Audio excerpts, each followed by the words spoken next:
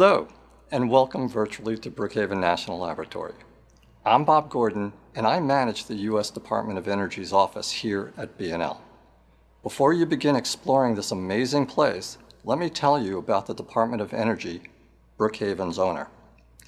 The Department of Energy's Office of Science provides most of the lab's $700 million annual budget. We've hired Brookhaven Science Associates, a partnership between Stony Brook University and Battelle Memorial Institute, to run our laboratory, and especially the conduct of world-class science. You probably didn't know that the Office of Science is a world-leading supporter of research in the fundamental sciences. Battelle and Stony Brook are both leaders in science, education, and research. Together, we strive to realize the DOE mission to ensure security and prosperity through transformative science and technology solutions. And you're part of it. Welcome to BNL's Summer Sundays and enjoy the visit.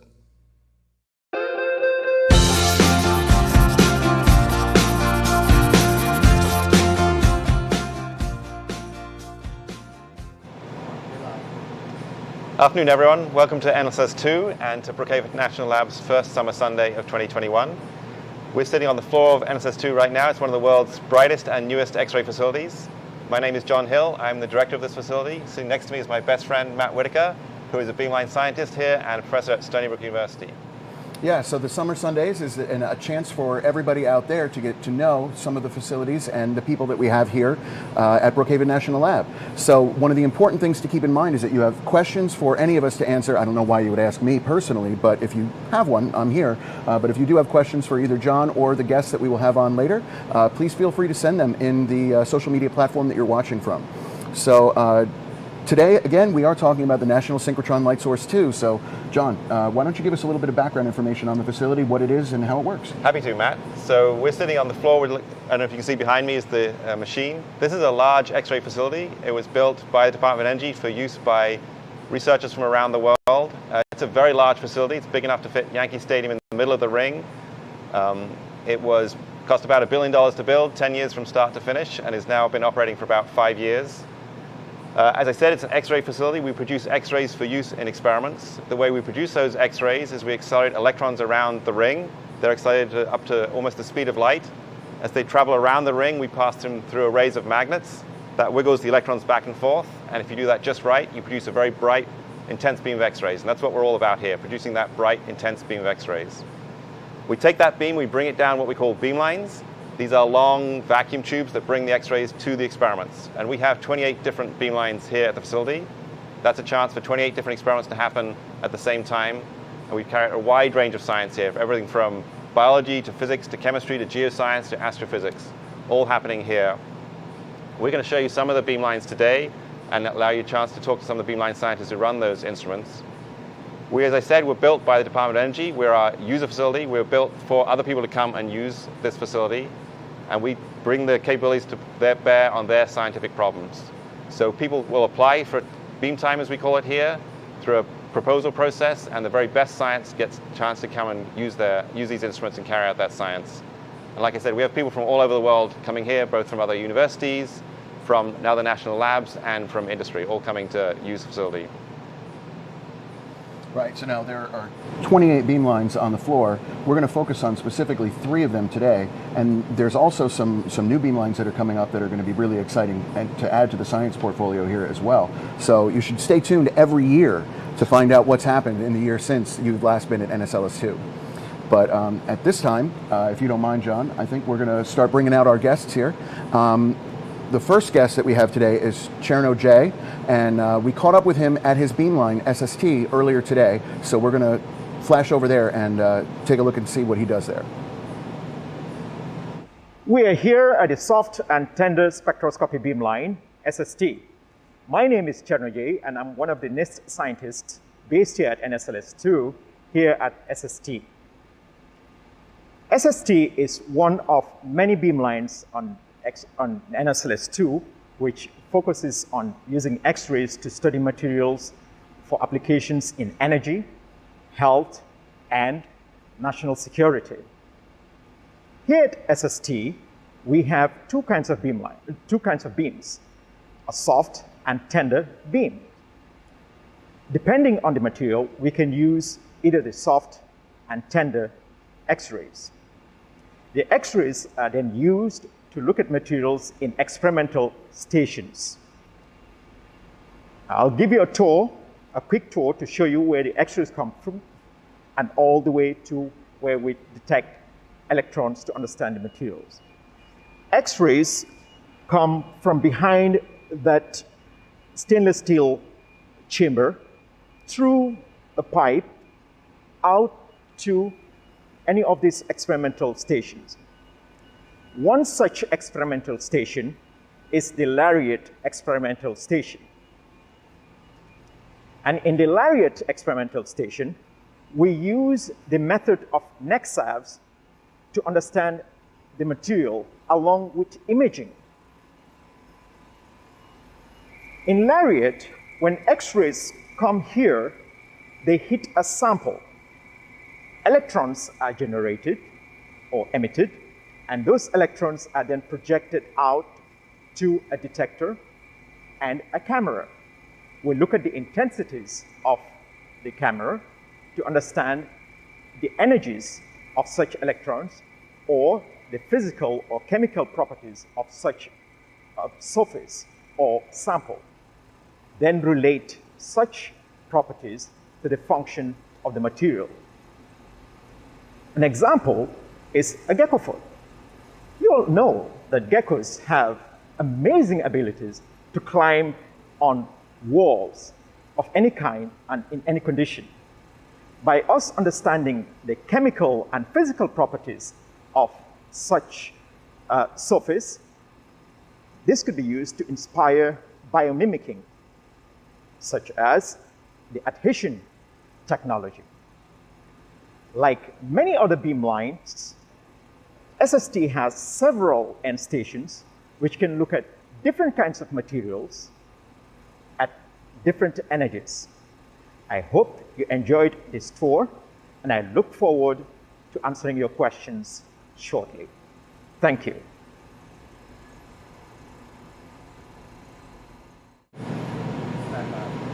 All right, Cherno, it's good to have you here with us today for the Summer Sunday. Thank you. Why don't you just take a quick second and introduce yourself to the people and let us know a little bit about you. Yes, I'm actually originally from Gambia. I was born in the Gambia.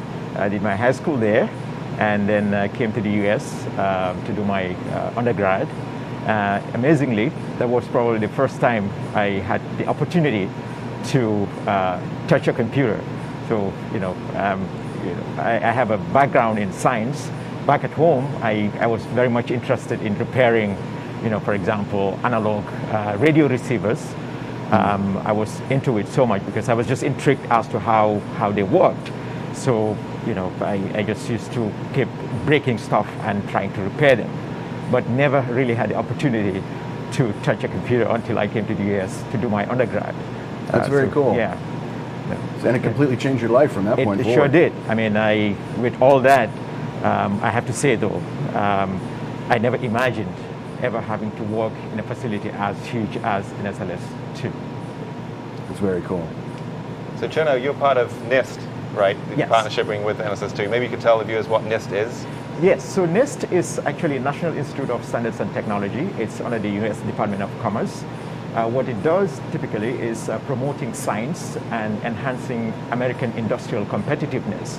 So what we do here actually is to partner with DOE in basically achieving that mission by operating a few beamlines around the ring here. That's cool. Can you tell us a little bit more about this partnership between NIST and the NSLS-II? Yes, so this partnership actually started several years ago back at NSLS. So what happens is NIST does not have a synchrotron, but DOE NSLS-II has a synchrotron, which NIST comes in with NSLS-II, partners with them to help industry with their research activities or their research endeavors. We do this with industries, we do it with universities, and we do it also with other national laboratories, helping them understand the physics, the chemistry of materials, and then use that knowledge to help those industries relate the knowledge to the function of those materials. And this is how basically we promote industrial competitiveness in the US. So Matt, I'm seeing some questions coming in on the channel, so maybe we should look at some of these channels. So somebody's asking about the brightness of NSLS-II compared to the previous synchrotron we had here at Brookhaven. We're 10,000 times brighter than the old synchrotron, which means people like Cherno can do kind of things that were completely impossible with the old synchrotron and now routine here in terms of studying things with very high sensitivity, very high resolution, really small quantities of materials. Those are things we can do now that we could never dream of doing even a few years ago at the old synchrotron. All right, and just to keep up with another couple of questions as well, Jim on YouTube is asking, do you observe the atoms directly or do you infer their existence through computation? So what we do is typically you shine X-rays on a particular sample. So for example, a company is interested in a particular device. They will make a sample out of it. So you shine X-rays on that sample.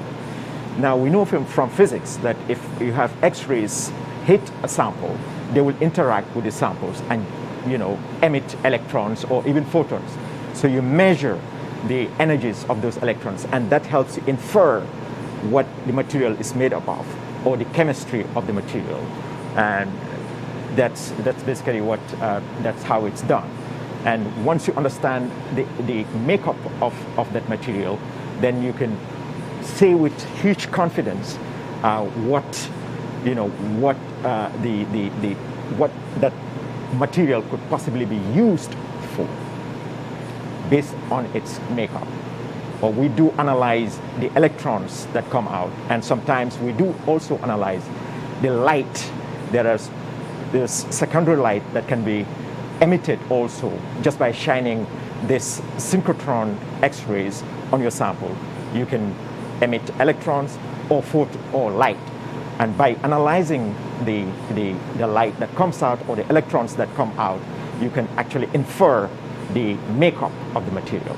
That's how it works. Right. Yes. And That's sometimes cool. you can supplement that with computation to validate what you have inferred from this experiment. Yes. That's very cool. There's actually another quick question here, which if you don't mind, I'm going to jump on real quick. Yeah. This one is an appropriate question for you to answer. Jim on Facebook, why can't you use lasers instead of accelerating electrons to near the speed of light? That's a good question. And the answer to that is electrons have a charge. And so as you accelerate something that has a charge, it radiates radiation, light, of various forms. So if you have a wire and you accelerate current, you pass the current through a wire up and down, that's accelerating electrons as the current flows through, and that emits radio waves. That's how a radio antenna works. We're essentially using the same principle. We take the electrons in the ring, accelerate them with much higher acceleration, so they produce radiation with much higher energy, and that's the X-ray light that we produce. So you couldn't take lasers and produce X-rays from a laser. You need the electrons first to produce the charge that can then be accelerated. Now, since I was kind of rude and jumped in line a little bit, I don't know if you want to ask the next question for Cherno down here. So the next question is coming from Top Fearless on YouTube. Can you give an example of what kind of biological samples are studied at SST? Yes, so at SST, I don't know whether the questioner had seen the video, but you can look at, for example, a gecko foot. We've had instances where we actually looked at snake skins, beetle heads. These are examples of biological samples that we can look at. We've also looked at DNA strands, just to understand their alignment. So these are all biological samples that people can actually look at. They have to be, though, I have to add, they typically have to be prepared in such a way that they can fit in what is called ultra-high vacuum, because we work with the energy ring that we work with they typically require that the material be what is called vacuum compatible. So you wouldn't just bring the sample and put it in air and have X-rays, interact with your biological sample. That's basically it. So can you take just a minute and tell us a little bit more specifically about the beamline that you work at here at NSLS-II? Yeah, so the beamline I work at, which is called the SST, which stands for spectroscopy soft and tender. So I think that that's sort of leading. It's a beamline, part of a suite of beamlines built by NIST. So SST has energy range from about 100 EV to about 7,500 EV. Now, in that energy range, you can actually divide it on, what is nominally called soft and tender. So SST has soft beamline and a tender beamline, meaning the soft, you can go from energies of 100 to about, let's say, 2,500 EV, and then the tender, which can go from about 2,500 all the way up to about 7,000 EV.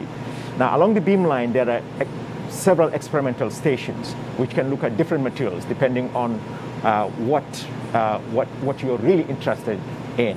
So we have what we could do.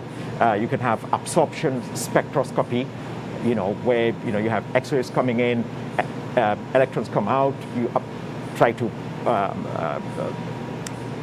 analyze the electrons that come out, or you could have electrons coming in, X-rays coming in, and the X-rays get scattered, and then you look at the scatter pattern. So we have scattering end stations, we have absorption end station, and we have emission end station, which are XPS. So we have multiple end stations.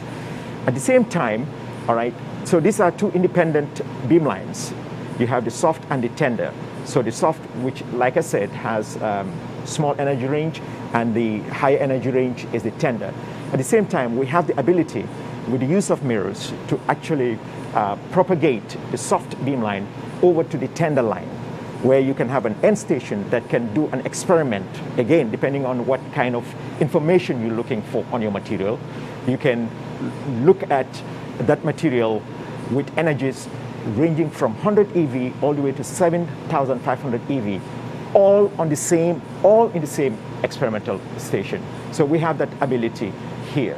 So all in all, SST has about 7 end stations. So that's like 2 beamlines with multiple end stations. I hope that answers. Yeah, absolutely. That's very cool. I'm looking at some questions coming in here from Frederick on YouTube, who asks, why do we need a particle accelerator to produce X-rays? Couldn't we use a simple ways like a massive X-ray tube? So I'm actually going to take that question, if you don't mind. Yes, please. So X-ray tubes work on a similar principle. They accelerate electrons and smash them into a copper target, and that produces the X-rays when the electrons get accelerated by that target. There are 2 problems with that approach. One is that the copper target can only take so many electrons before it just melts, and so that limits how many electrons you can fire in at once, and so that limits how many X-rays you can get out. And the second problem is that you only get X-rays of one wavelength. That's the wavelength produced by the copper metal itself. At a synchrotron, or a particle accelerator, we can put many more electrons around. We can accelerate them to very high energies, and then, as I said, so that produces more X-rays. And then the way you wiggle them in the magnets, we can change that to produce wavelengths of all X-rays of all wavelengths. So we get 2 big advantages: many more X-rays, and we can tune the wavelengths to the properties that we need to have for a particular experiment. So synchrotrons are much, much better than an X-ray tube for both those reasons. All right. So, Cherno, I want to thank you so much for joining us here today. I know that this is a very busy place, and the NSLS-II actually operates all the time. So science is actively being done here right now, including at your beamline. So I don't want to take any more of your time today, but I really do want to thank you for coming here on this summer Sunday and introducing us to some of the work that you do. Thank you so much. Thank you very much for having me. Thank you very much for having me. All right. So at this time, we're actually going to get a little bit of a tour of another beamline, and we're going to toss things over to Lou Ma from the QAS beamline, and we caught up with her earlier today. So let's take a look at that beamline. Hello everyone, we are at Quick X-ray Absorption and Scattering Beamline. My name is Lou Ma. I'm one of the beamline scientists at this instrument. I will give you a short tour to this beamline. So our beamline allows the researchers to study the inside of the materials. For example, the chemical properties and the structural properties. Like inside the battery. So we can study the battery during the charging to understand the mechanism of the charging and understand why the charging is not proper. And this will help the researchers to make better batteries in the cell phone, laptop, and also with the electrical cars. And so we are a hard X-ray spectroscopy beamline. So we use the hard X-ray to look inside the materials. So the hard X-ray goes through this pipe and interact with materials here. And we have different detectors to collect the signal after it interacts with the materials. We have one detector here, and the other one here, and also the big detector here. From the signal we collect from these detectors, we can understand the property of the materials. So the unique part of X-ray spectroscopy beamline is that we can train the energy of the X-ray to make it interact with specific elements inside. For example, inside the coin cell, the cathode materials contains magnets, cobalt, and nickel. We can train the energy of the X-ray to make it specifically interact with these items. Just like the other beamlines here, we are not only doing researches about battery. We can also doing researches in a lot of different fields, like the catalysis, like the condensed matter materials. I hope you enjoyed this short tour, and I'm looking forward to answering your questions. Hi, Lou. Hi. Welcome up to the floor here. Thank you for coming this afternoon. Maybe you can start by telling us something about your background. Where are you from? How did you end up here? Oh, I'm from China, and after I completed my bachelor degree, I went to the US to start my graduate study in the chemistry department in the Ohio State University.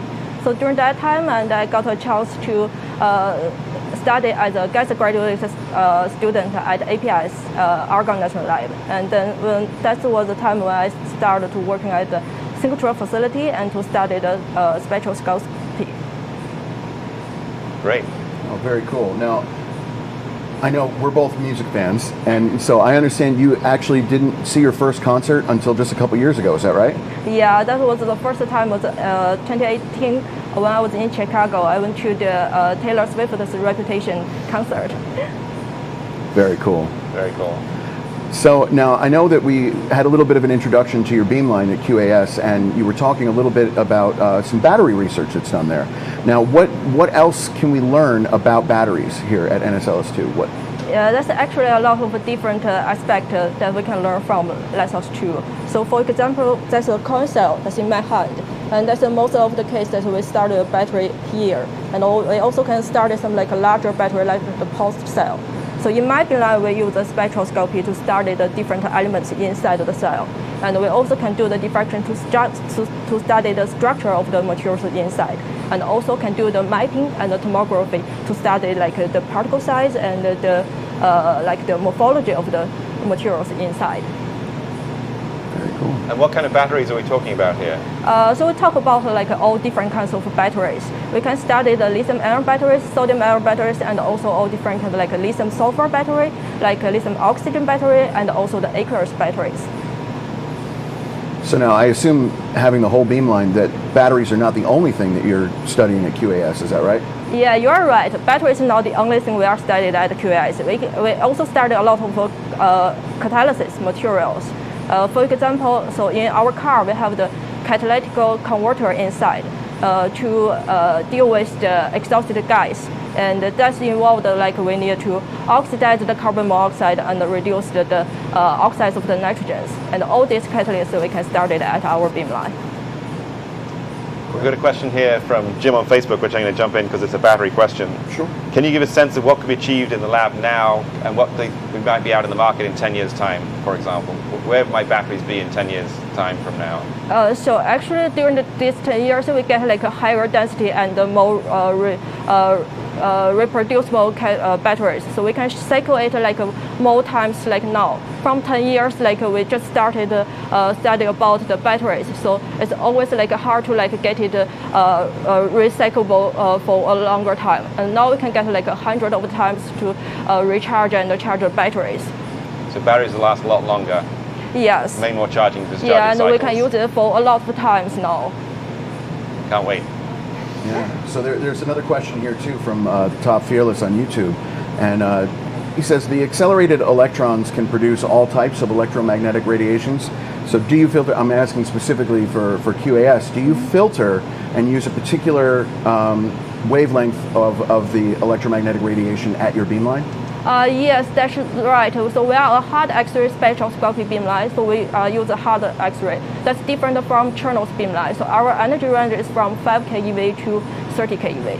It's much higher than the soft X-ray beam lights. Okay, great. So there's actually another quick question on here that I might ask you, if that's Sure. all right, John. Is there a level of magnification that, if it could be achieved here at NSLS-II, would essentially show all of the properties of the matter? Wow, what a question. All of the properties. So here at NSLS-II, the smallest beam size we can get is maybe 10 nanometers. So that's, I don't know, 1,000th the width of a human hair, something like that. At that level, you can see, 10 nanometers is 30 gold atoms across. So that gives you some sense of how small a beam we can produce. All of the properties of matter, it tells me they want to go even deeper than an atom, and then you want to start studying the structure of an atom. That's not something we can do at NSLS-II. Then you start needing these higher energy machines, colliders, things like that, to look at the structure of atoms. We're focused very much at NSLS-II on looking at the properties of matter, visible matter that we can see and touch. So things like batteries, catalysts, things that are very useful in our everyday life. It's very good to have like a positive application that has societal impact. It's a very, very Often what we interesting do place. is fundamental research, but like the stuff that Lou is talking about now, understanding details about how a battery might work will lead to better battery performance down the line. That's what we're all about, is science that will have application in a few years' time. There's one more question I might bother you with, Okay. if that's all right. So Top Fearless again is asking, when you say you pump the electrons into the ring, what is the source of those electrons? It's something we call a cathode. It's very much like a light bulb. It's a filament that we run current through that gets hot, it glows, and it gives off electrons. We take those electrons and we accelerate them through a linear accelerator. So that's a series of magnets and charge plates that accelerate them up to high energies. And then we inject them into the ring and we circulate them around the ring. So there's actually another good question on here to talking about batteries a little bit as well. So is it possible to analyze battery and catalytic systems in situ fashion at QAS, so under different experimental conditions? Yes, definitely. We started the batteries during its like real battery. So we can put like a battery cycler there to charge the battery and discharge the battery during the same time when we take the spectroscopy. And also the same thing for the catalysis. We have the gas card to provide all the gases that the catalysis materials need for activation and for the real catalysis experiment. You mentioned spectroscopy a few times. Perhaps you could just give in very general terms, what is spectroscopy? Also, spectroscopy is a technique that we can tune the energy so that the X-ray can interact with a specific element inside the materials. So each time we change the energy, so it's only interact with one element. From this way, we can start the element like one by one inside the materials and get the information from the material, like the oxidation state for this element and the local environment around this element. So which elements are you specifically looking at your beamline here at NSLS-II? So that's a lot. That's almost cover like all the periodic table, except the very low energy ones like Cherno can take like for the soft and the tender X-rays. So from the transition metals like titanium until the tin, and we can start like that large range, covers almost all the bottom of the periodic table, except the first line. Yeah. Very cool. If I think about your work on the batteries, what is it you're trying to learn that will help me make a better battery? So we are trying to make a better battery. It's like with high energy densities and also with higher reproducible abilities. So we can use it for a longer time and also so we can carry like a very small battery and we can use it for a longer time. And to study it, we need to understand the structure. So why the battery fails? Is there some structure change inside, or is there something caused the decomposition inside the battery caused the problem? And then we can find a way to fix that issue to make a better batteries. Thank you. So there's actually a question that's battery related, but to the whole NSLS-II as a whole, which I might throw your way if that's all right. So Jim on YouTube is asking, and to power the ring, do you store the high energy in batteries, or do you need something else that can release the energy quickly, like a capacitor? The ring is powered it's plugged into the wall in some sense. We take power, AC power, like everyone does. We run about 3 megawatts at a time using to power the ring. maybe another way to measure that is our electricity bill is $3 million a year. And the way the power is put into the electrons is through something called an RF cavity. So it's a radio frequency cavity, and it pumps radio waves into the ring. And the electrons, if you like, surf on the top of those radio waves, and we push them through, and that's what gives them their energy. So we use the RF cavities to put the energy into the ring. Very cool. So a lot of the work that you're doing at QAS definitely has an impact on energy storage research and the way that we're going to evolve toward new forms of energy storage and usage in the future. Is there something that you've done at QAS that is maybe your personal favorite type of experiment? Oh yes, actually, I have like collaborated with the researchers from the university to study like a new metal organic framework-based catalysis. So that one is very high efficiency, and it can disperse the active site very uniformly. And also another one is like I also collaborated with like somebody else, like also from like another institute. I studied the rock and to study the diffusion of the metal ions inside the rock. So that's like very interesting. That's like totally different from the battery, and the catalysis is like about the environmental science. That's very interesting. So actually, it gives you different colors with a different oxidation state of the ions diffusing into the rocks. Very cool. Well, again, I know that we're still very busy here, and we're actually running experiments at your beamline right now, so I don't want to take too much more of your time. Thank you so much again for coming out and joining us again today on the Summer Sunday. And we wish you all of the best of luck with the experiments that you have going today. At this time, we're going to turn things over to our third and final guest that we're going to have here today. We're going to toss over to Vivian Stoyanov, who we caught up with at her beamline earlier today, and we'll have her here with us in just a moment. Hi, we are here at the highly automated macromolecular crystallography beamline, AMX for short, from the Center for Biomolecular Structure, CBMS. I'm Vivian Stoyanov, and I am a scientist here. We determine the molecular structure of proteins. In order to do this with X-rays, we need to crystallize them, and we crystallize them in plates like that. In order to bring them, once we have the crystals, in order to bring them to the beamlines, we need to fish them on pins like that. These crystals are very small, and there is a small loop at the tip of this pin. So I am going to fish them and place it in a pre-cooled container. How do these containers look like? These are the containers, and we can see here on the base one of the pins. Once we are done with all the fishing, we will take them to the beamline. Once we have the crystals in these special containers, we store them in this special thermos flask at liquid nitrogen temperatures and take them to the beamlines. There they get transferred to an even larger thermos flask that allows us to have a mechanical arm to automatically transfer the samples onto the goniometer, where they will be exposed to X-ray light. So here we have then the sample mounted, ready to be zapped by the X-ray light. We will rotate this goniometer by 360 degrees and collect many, many images on this detector, which will allow us to determine the molecular structure of the protein that we are studying. All right, welcome back. At this time, I'd like to introduce Vivian, who's a scientist here at NSLS-II. Vivian, it's great to have you. Why don't you start off by telling us a little bit about yourself here? Hi, Matt. Hi, Sean. I was born in Brazil. I did all my studies there. I came to the US to do a postdoc in Pittsburgh at Carnegie Mellon, and during that time I had the opportunity to do an internship here at Brookhaven at the instrument division, and I got in love with the light source.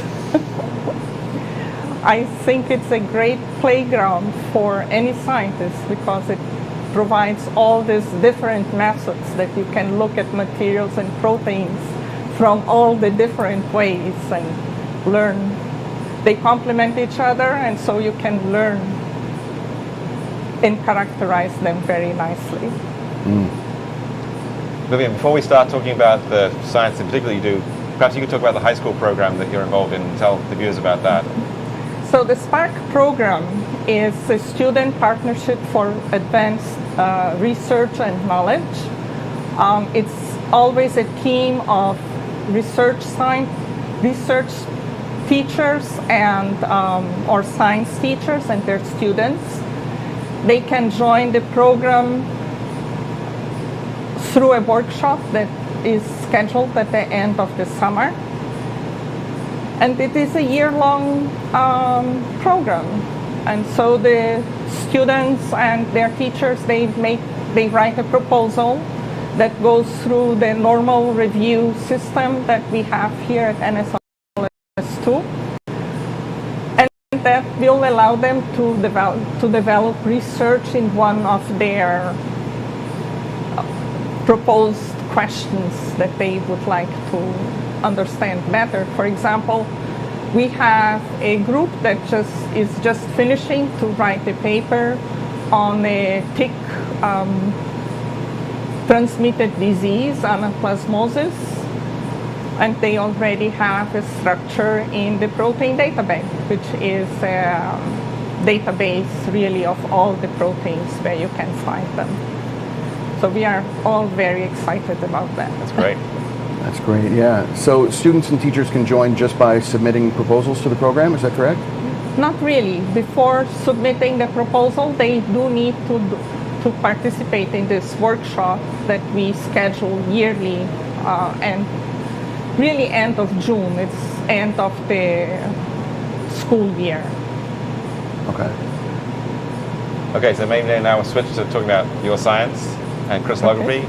But let's perhaps start by saying, what is a protein? Can you tell us what a protein is?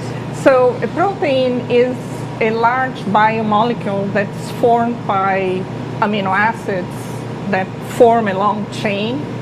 These amino acids, as you know, are formed by light elements like nitrogen, oxygen, carbon, and hydrogen, of course, and sometimes also sulfur. All right, so can you tell us a little bit about how crystallography works in this case? So crystallography, like the name says, involves a crystal.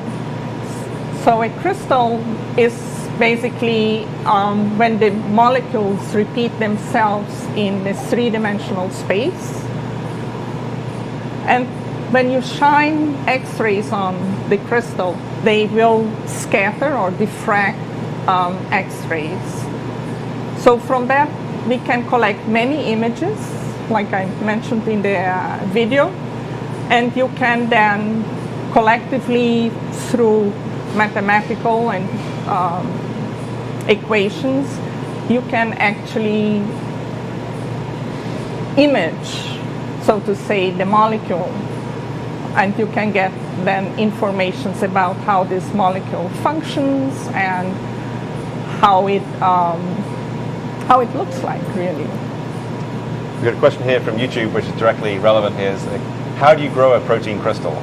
Oh, that's could be very easy or could be very difficult. So you have,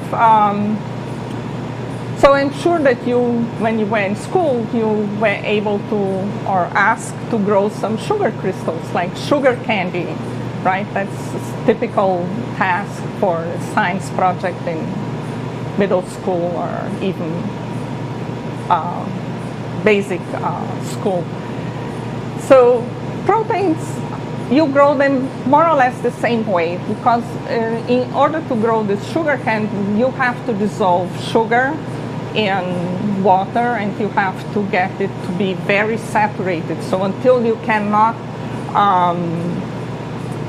dissolve any more sugar. Typically, we heat the solution for sugar which you cannot do if you want to grow protein crystals. For protein crystals, we don't only have water like we have for the sugar candy, but we dissolve the protein in a cocktail of different salts. So, for example, you could have lysozyme, right, which is the protein that we have in the egg white. You would dissolve it in a salt cocktail of sodium chloride and sodium acetate. You can vary then the pH, you can vary the concentration of the protein, and then you leave it for the water to slowly evaporate, like you did for the sugar candy. This process can take just a few hours, a day, a month, a year.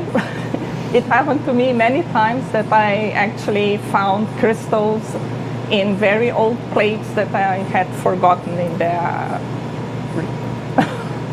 in the corner of the lab. That's always good. Found science is good, just like finding change in the couch cushions. So there's actually another quick question on here. Can your beamline help study treatments for viruses like COVID-19? Oh, definitely. So we have here a model of a protein of the COVID-19 virus, and we see here the spike proteins. Thank you, John.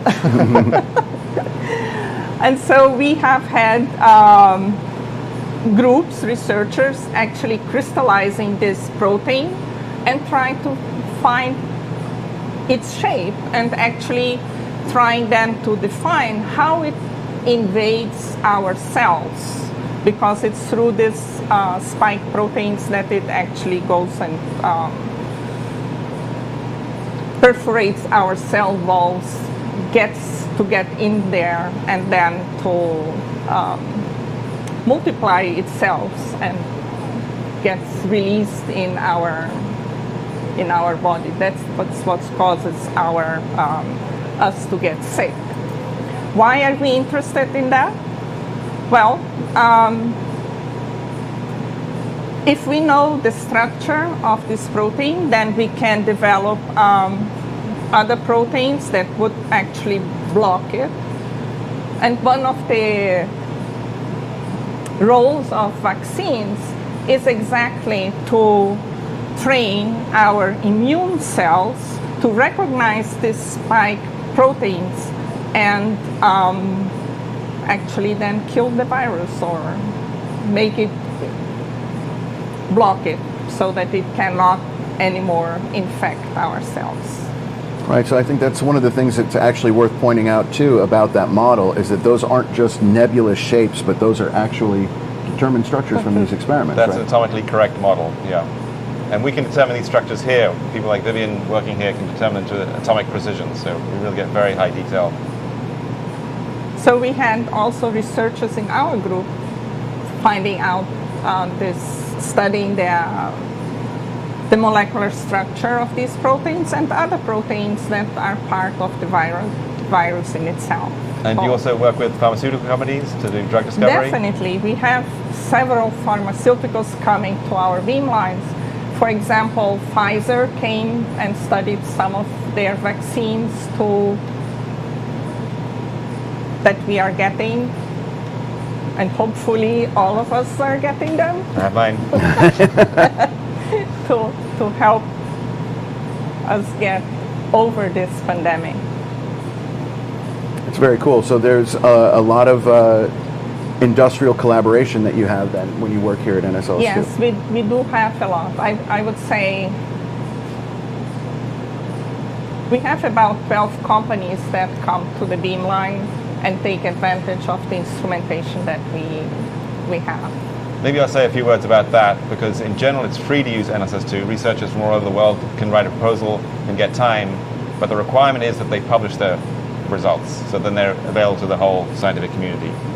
If companies come and use us, they're welcome to come, but if they're going to keep it proprietary, if they're not going to publish that data, then they have to pay to us to use the facility. So they'll come and the rate is $440 an hour, something like this. So some companies will come and use us in a proprietary fashion, keep the research themselves, but they have to essentially reimburse the government to do so. If they're publishing, then it's free to use and competitive access. And all over the world, not just in the U.S. All over the world, I mean, yeah, exactly. All over the world, universities, other companies, other national labs.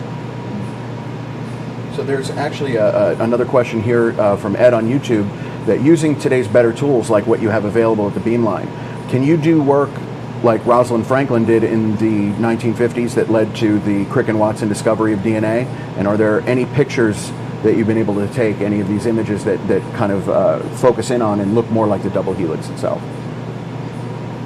Yes, of course. It's what we have here is just a giant X-ray machine, like a giant X-ray generator.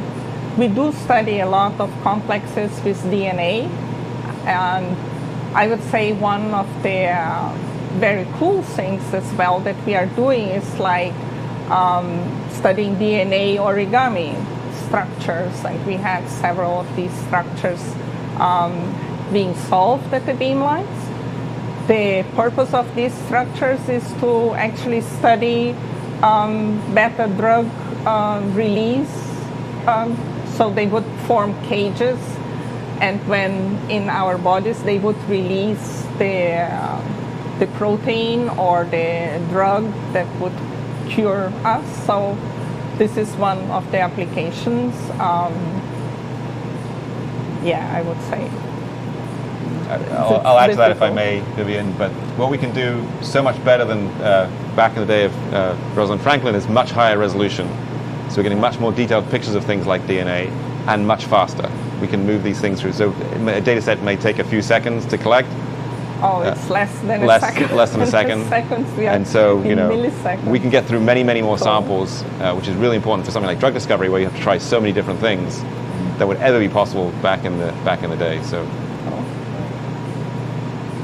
Go ahead. So there was one other quick question on here.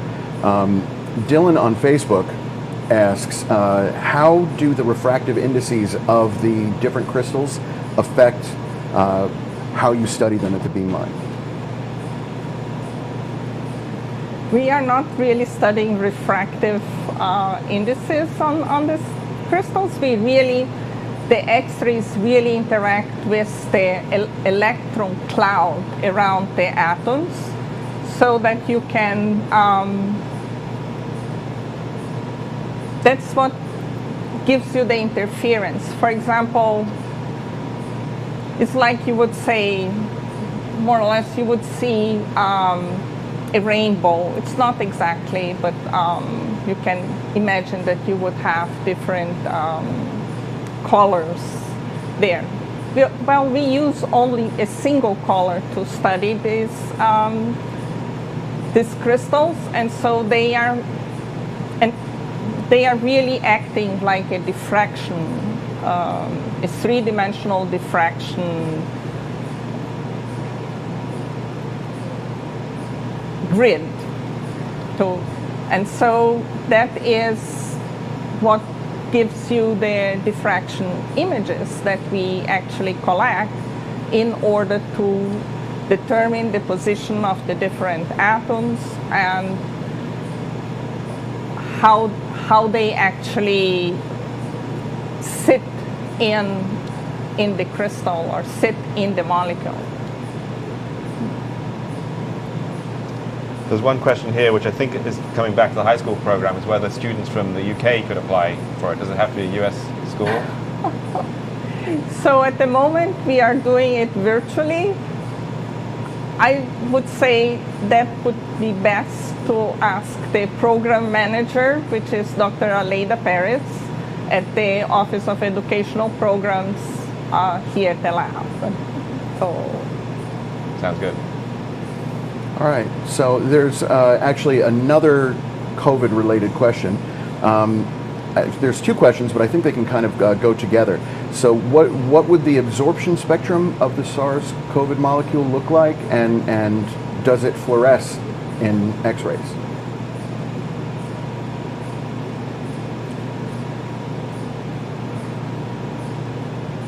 I don't think it will fluoresce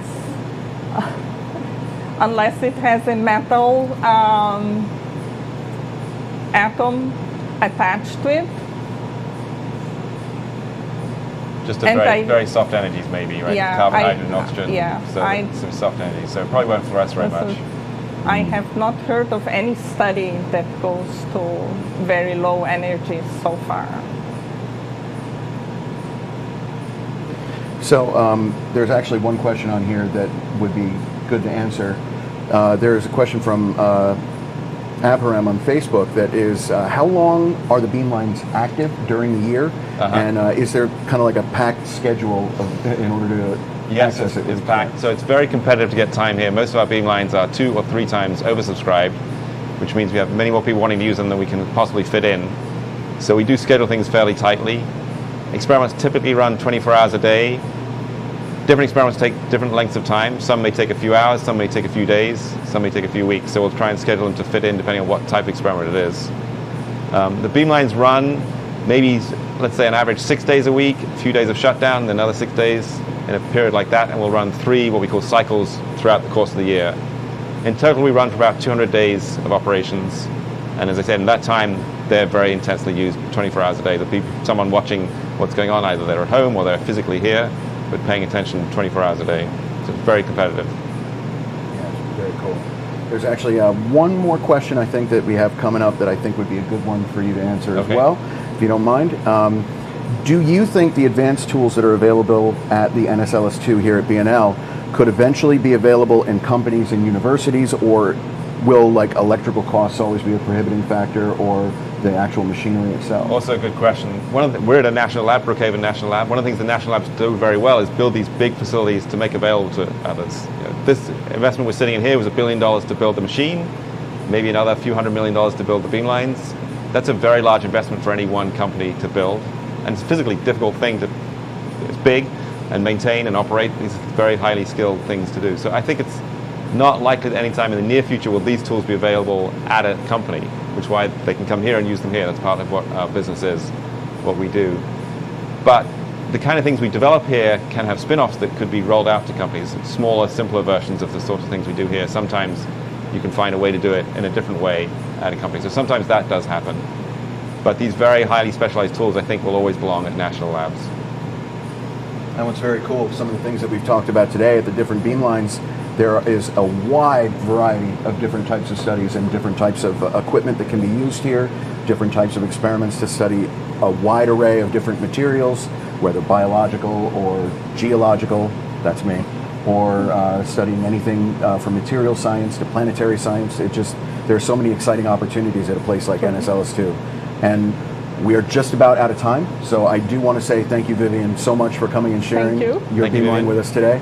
It was really cool, and I want to thank you, John. And I want to thank you, Matt. I know it's your anniversary day, so happy anniversary to you and Sarah. I hope you hope you enjoy the rest of your day with her. That's today.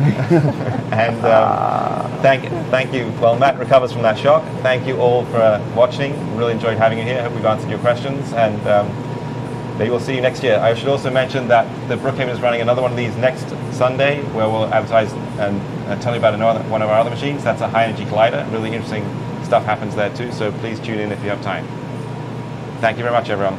All right, thanks. Have a good one. Thank you.